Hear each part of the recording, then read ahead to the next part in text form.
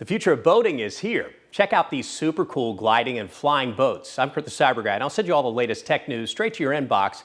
Just head to cyberguy.com and sign up for my free newsletter.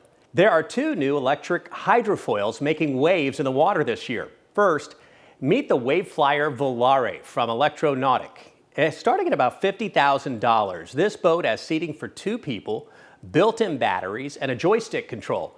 It has a max speed of 25 miles an hour, plus 3 different endurance options that'll cost you depending upon how long you want your wave flyer's batteries to last. 1.5 hours, 3 hours, or 4.5 hours, which would run you a cool 60 grand.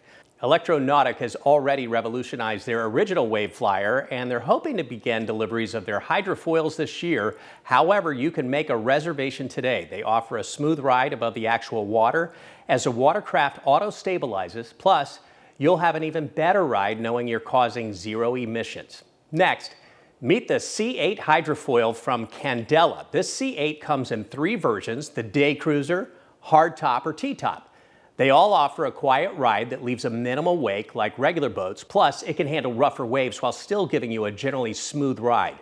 Its range is about 2 hours or 57 miles if you go at a top speed of 22 knots, which is about 25 miles an hour. With a hefty price tag of $390,000, you will want to show off your C8 to your friends, which is a great idea since it can fit 8 passengers. The C8 is already on the water in Europe, and test rides have begun up in San Francisco, so hopefully we'll have this in the market here in the U.S. quite soon. Electric boats and hydrofoils are using significantly less energy than regular boats are. Would you consider this future of boating? Let me know over at cyberguy.com, and while you're there, sign up for my free newsletter.